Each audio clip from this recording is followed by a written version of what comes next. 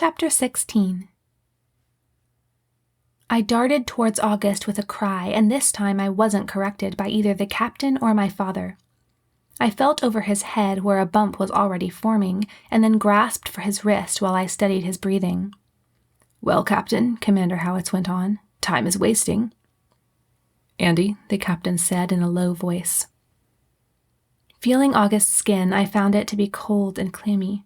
His blood pressure must have dropped, making him go into shock. Now the captain was asking if I would cooperate. I had to. It was all we could do for now, it seemed. Perhaps later we could find a way to save the doctor ourselves.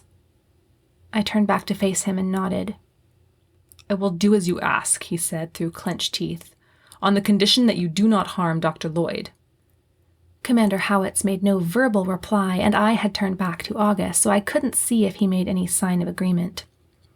August's breathing was quick and shallow, and his pulse was feeble and accelerated. Urgency showed through my tones as I spoke up. "Commander, he needs to get to sickbay." When I looked up at him, I found I could not read my father's face at all. It was like a mask. "Jarvis, carry him down there. Then you may return for Mr. Yannendale." The crewman he addressed walked over and hoisted August up in his arms, then waited, apparently for me to lead the way off the bridge. I did so, my brain whirling with all that had happened.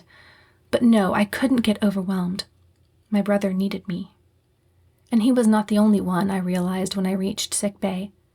Someone else was already there, a young man who'd been dumped on the cot nearest the door and now lay fighting back groans, beads of sweat standing on his face. "Put him over there," I ordered, voice shaking as I pointed to another cot. Jarvis obeyed, laying August down gently. Then he turned and went back out. I longed to go take care of August, but knew that I must have a look at the other young crewman first. From where I stood by the doorway, I could not see the extent of his injuries, but they must be very painful.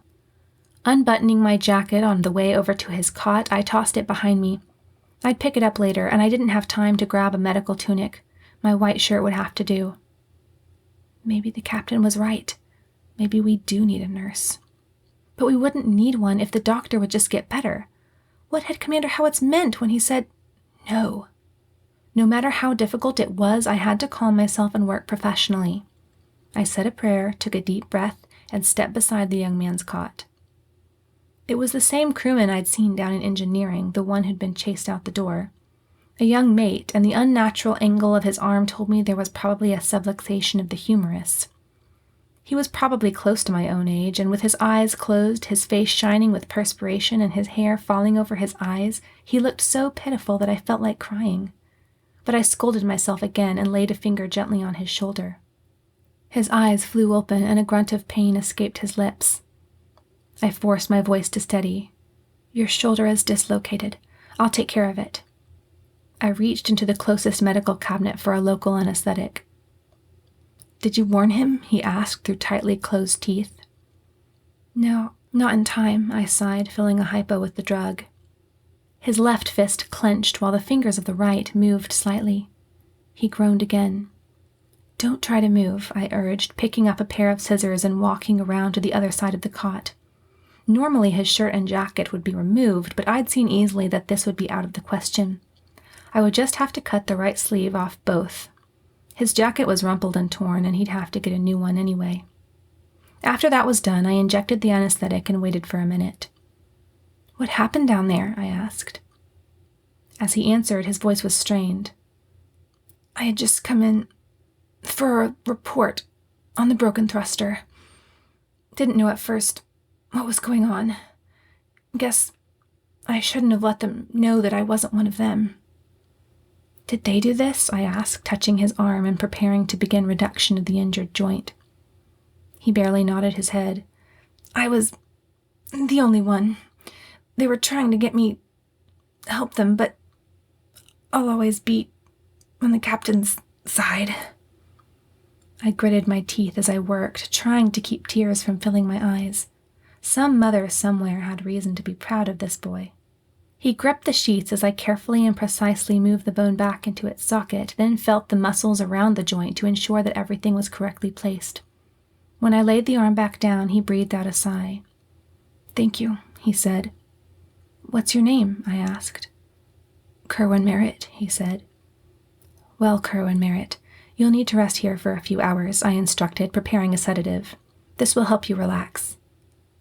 He nodded again, and his thanks was nearly a whisper. After I'd administered the drug, I looked down at him one last time, then slipped away to the other side of the room where August lay. His eyes were still closed, but some color had come back into his face so that he no longer looked like a breathing corpse. His respiration, though still shallow, had slowed some. As I approached, I could see that his features were pinched, as if he were having a bad dream. August, I said softly, laying a hand on his arm. I hadn't expected him to open his eyes, but he did, and they stared up into mine with deep astonishment. For a moment, neither of us spoke. You, he said at last in a disbelieving voice. You are Genevieve? I shook my head as suppressed emotions poured over me, leaving me utterly exhausted. My name is Andi. Andi, and I don't ever want to be called anything else. I sank onto the cot opposite him and wept. Another moment of silence, and then he said, But my father said you were dead.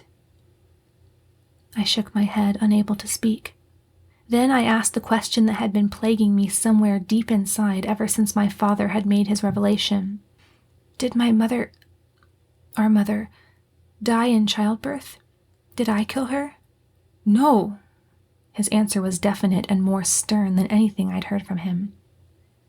Raising my head, I asked, Then how did she die? He raised himself on one elbow and shook his head sadly.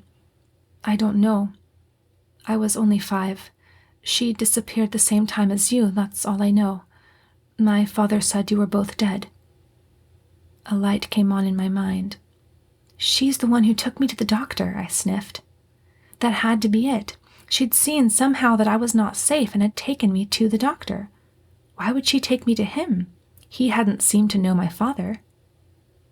How did he find me? I asked. He shook his head, the dazed look still in his eyes, and sat up slowly, never taking his eyes off me. I don't know. I never even knew until today that you were alive. I couldn't speak. The enormous lump in my throat prohibited it, so I gave up trying and kept on sobbing. After a long moment, he stood up, took the few steps to me hesitantly, then, more hesitating still, he took my hands and lifted me up. Then he put his arms around me and held me close. I cried on his shoulder, wishing he would hold me tighter, but glad that he had taken initiative to embrace me as his sister, his family. With the doctor acting stranger all the time and my real father having betrayed me, August was all I had right now. When I had quieted somewhat, he spoke softly and seriously. Dad told me he'd just come here looking for a job. Why here? I asked, pulling back and pushing my hair out of my eyes. He has a device to help him locate nuclear power sources with electrostatic ion thrusters, which is his specialty. Something didn't seem right about that, but I couldn't put my finger on it. I don't understand, I began, but when I looked up at August's face, I saw that the color had drained from it again. What? I cried. He shook his head, and his Adam's apple moved as he swallowed. I almost forgot. Your father, Dr. Lloyd. What about him? I asked, my calm fleeing from me. Has he been acting strange, crazy, for a few days? Yes, I scanned him, and there must be something wrong with his memory. I explained about the scan I'd done and what I'd seen. He turned from me, and I saw his hands shake. Did you say vibration? Was it sporadic, irregular?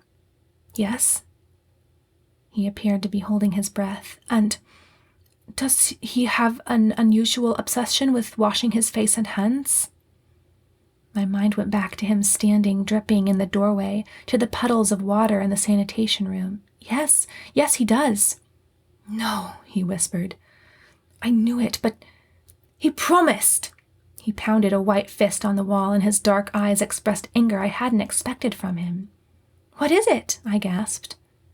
He looked back at me. I know what's wrong with him. What? What?